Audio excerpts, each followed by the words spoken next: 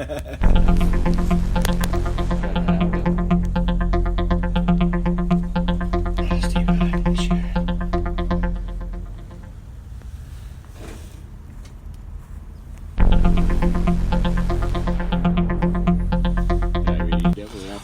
from the Golden State. Good afternoon, good evening, wherever you may be on the internet and the world. I'm your host, Bobby Dix. Welcome again, gang, to an edition of the Bobby Dix, Gerbal, and Friends Show, where we discuss real news for real people. And with that, let's get right to it. Let's crack open this news today. Are we ready? Yep. Let's go, guys. Oh, yeah, there we go. Hell yeah. All right, who do we have cracking in today? Oh, there goes the fan base right there. Oh, wow. Yeah, they haven't been around a while, but they came back. Yeah, good to see you. To my right, a man who is contractually obligated to never play or hate. The one, the only, Gerbal. Gerbal, how you doing? I'm doing pretty damn good, Bobby. That's actually one of the first contractual obligations that I have no problems adhering to. I like hearing that. I might fail a drug test, but I will not play or hate. And to my left, a man who is new to the show, who has been, well, it looks like he's come home after a long stint in the woods. The Canadian wilderness, where he grew a Wolverine beard. The one, the only, Tommy Dix, everybody. Tommy, how you doing, boy? I'm good. How are you guys doing? Doing very well. Gerbal? Amazing. Can't believe we're here. Satellite recording today. Yes, we are outside. We are enjoying the sunny day here in the Golden State. Out here getting ready for the horseshoe competition, are we not? I think it certainly is here. Did you brought your set, right? I mean, I know you won't throw another man's shoes. That's kind of your deal. Never. I only use my own horse's shoes. Right. Fuck getting them from Big Five. I'm gonna take them straight off the stallion. Yeah, that's how I roll, man. I like to roll Shire horse. I like that's where my iron comes from. I like it. By the way, we're gonna have to go and get those approved before the tournament begins. Oh, okay. So, immediately after the cast. Well, guys, I know we like to talk about food, and I know we like to talk about world records, and I know we like to talk about a lot of things that make this world great. Right. But we're gonna get right to it, and that is. A pizzeria cooks a 340-foot-long pizza to raise money for Australian firefighters. As you know, the whole country is on fire down there. And even though it's... Don't you mean down under there? It sure is. And don't you know that with all that water around there, you'd think it'd be easy to put the flames out, but it's not. It's proven to be quite difficult. So, get this. Siblings, Pierre and Rosemary Mio, good Coors Light, owners of Pellegrini's Italian Pizzeria near Sydney, have used a conveyor oven to cook a 338-foot margarita pizza on a road in Kirrawee. The pizza was then cut into 4,000 slices and served to a crowd of people who gathered to donate to the New South Wales Rural Fire Service. How about that, guys? Good job. Nice. Now, that's not the world's longest pizza. The world's longest was 6,333 feet long, cooked in California in June 2017. It certainly did not break any world records, but it was a helpful event to use efforts to raise money for much needed funds. 3,000 people showed up for this thing, but they have not declared how much they collected after skimming some off the top. So, Gerbal, cook the books first. Yeah, what do you think about that? Do you think that it's always good business to skim off charity? Well, I don't know if I would label that as good business, but I would think that that's a common practice. Okay. I don't know if they're necessarily the Red Cross here, but it does feel like that sort of business model. Tommy, what do you think? If I baked a pie, I'd like a piece of it. I see. I would love a piece of pie right now. I like how he calls it by his proper Jersey name. I don't want a piece of pizza. I want a pie. You see, I can get down on that. I like that. I like that a lot. Question. Okay. A margarita pizza Tails. pie? What exactly is that? I'm not sure if they know. Is that? I'm hearing something. Is that Tails? Tails. Allegedly, he got Popping caught up. up over at the fucking vegan corn dog stand. Yes, he did. Well, I think he's coming in hot with some weather of much importance to us. But before we go to him, Gerbal, what's going on in that sports world right now? Well, as you well know, Bobby, we're here at the Horseshoe Classic. More of a rural qualifying event. You're not going to find this even on the Ocho. But nonetheless, here we are. One of the strange things to be a qualifier, you got to be 12 beers deep before you even get to throw one. Of course, it's a beer in hand competition. And so we got to go legitimize your horseshoes. And then coming up later on in the sports, we do have breaking news of a retirement of one of the greatest of all time, allegedly, in the pro football. Well, very good. We will tease that, and we'll get back to that in a moment. Getting to other news. A Canadian teen, proving yet again that teenagers do the damnedest things, they made a bizarre call to the police to report that their fake ID that they ordered online never arrived. Oh, no. And that now has the authorities stepping up efforts to warn of potential identity theft scams while also questioning this teen for their motives. Investigators determined the teen found an online seller who was reportedly selling fake IDs and bought one with an undisclosed amount of money.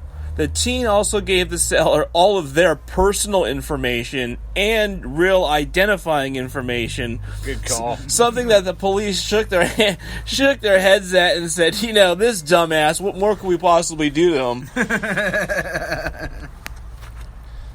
Those found using an identification that uses somebody else's name or age can face criminal charges. So this poor bastard called the cops on himself and may now face criminal felony charges because they are over 18 years old. This happened in Canada, but nonetheless, they are a. Why do you need a fake ID in Canada? The legal age to drink is 19. All you have to do is wait 4 more months. Yeah, but you're 18. Come on, sometimes the double G can't wait. Tell them to move to fucking Ireland then.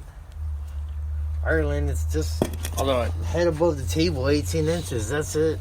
I do like calling the cops about it because that is the way that it goes. Somebody steals your stash. Yeah. And somebody doesn't ship you your legal ID.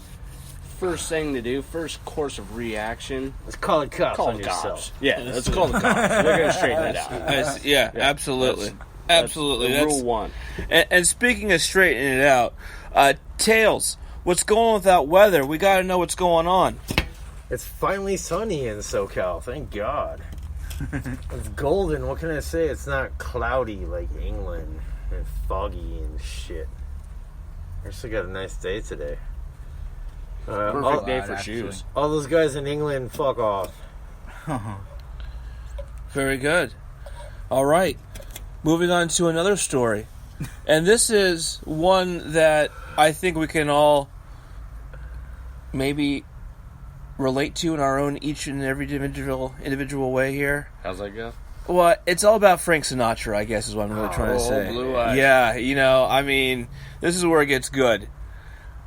A gold-seated toilet is among many items up for auction from Frank Sinatra's chairman of the board suite in New Jersey. SNX Auctions in New Jersey recently purchased the contents of Sinatra's executive suite at the former Golden Nugget Casino in Atlantic City, and it's up for sale. You can actually have a chance as a public to own something that Frank Sinatra sat on, shat on, or slept on. How about that? Some of the items were used by Sinatra to entertain his famous friends. Others, like a marble commode with a golden seat, are flush with Hollywood opulence. Quick roundtable, guys, starting with you, Tommy. How much do you think the golden commode will fetch at auction? Frank Sinatra's golden commode? Yes. Oh, wow. Remember, Price is Right rules. Price is Right rules. At least $1 Well, million, right? yeah, you should tell Tommy the rules. Sure. We always operate by Price is Right. Yeah. Which means, I mean, if you go over, you're fucked. The guy The closest to it, but Yeah. under is the winner. Right. Okay. I'll say 500,000. 500,000. Ooh. Gold Yikes. commode. It's probably gold plated, huh? It might. Yeah, there's no way that's No. solid. I don't think it's Which, I solid. mean, He would but have I mean, crushed it's the it. intrinsic It's value. too soft. It's the intrinsic yeah. value. I mean, this is not a From scrap old blue piece, eyes I'm to my thinking. brown And it eye. was shat on by the chairman of the board. We gonna hang, Shat on by Blue Eyes Yeah, he himself. did. what do you do? Hang He this on did. the wall with a picture of him in the middle? Uh-huh. Fucking, I don't know. I'm gonna say fucking like 20 grand. 20 grand. Okay. 20 grand. Yeah, that's. Where are they selling it to? Is it like in Vegas? No, it's the auction. It's in New Jersey. New Jersey. We got The a. little Vegas. We got a decent discrepancy Little here. finger. Okay. I'm kind of like where Tails is coming from. I'll go with 50 G's. 50 grand. Okay. The commode would probably fetch somewhere between $20,000 and $30,000. Yeah. Fucking Tails. He's been already looking at this before. I'm pretty sure he threw in a lowball offer of $17. Oh, And- now, I wouldn't buy any of that shit, but I would buy his liquor cabinet that's at 6th and E Street in Washington, D.C. Oh, really? Because it's in a restaurant there. Right. I can't remember the restaurant. It's like a steakhouse, though. Now you be more in that $500,000 mark Tommy Right. was Well, here- talking about. so I'm at- thinking. Watch you open it. It's a half-empty bottle of fucking some cognac and fucking 4 shot Right. glasses. Who fucking refilled this shit with iced tea and water? Yes. At That'd be casino. Frank Sinatra Jr. So we can Think think. Sammy. I think he'd like to do Sammy. that. Yeah. You know, Blue Eyes always talking about that. Like, who in the fuck put the water in a damn vodka bottle? And they never, like, charges Martin? Yeah. At Casino Oh. Mogul. Come on. No, I think Dean was a little bit more straightforward about it. Like, yeah, I fucking drank that. Should Right, have invited exactly. me over. Yeah, I no, drove- he did. I You drove know I home, drank too. it. Yeah. I didn't make it home, Right. but yeah. Hey, So you're only Steve gonna see Wynn. triple one way. So Steve Wynn is the casino mogul who, at his direction, the items from around the world furnished Sinatra's. He actually found items from around the world to furnish Sinatra's enormous 1980s suite. Some items can be found for as little as a couple $100 or less. Oh. So, if you Wow. are familiar with S&S auctions from Swedensboro, New Jersey, they are going to have an auction very soon. I wonder what all sells for a this. couple $100. Are we talking about like a half-used box of Kleenex or something? Yeah. I'm thinking that's got to be an irrelevant thing. I mean, even like a bottle top opener's got to go for a G. I'm thinking. I mean, come on, Was it's, it a fucking roll Blue of, Eyes. green Right. toilet paper goes for what? $700-800? It could very well be. it depends. Is it the Obama paper? Because I mean, those things that's really jumping up there lately. Well, if there's a shit stain on it, it might be a couple $1,000. Ooh. Ooh. Yeah, See. it's all about the DNA right there, dude. Hey, we can, Jurassic we can Park project. stem cell copy fucking Sammy Davis Jr. Well, in our next segment here, and this is something that is direct from our medical desk, from our net. It's actually crosses 2 different news desks. Before I had to sign off on it, Okay. our medical desk and also our culture and society desk. Ooh, is I didn't know we where had that. is where yes it's kind of like arts and entertainment, but they switched it non-binarials after all. You know, the So the current event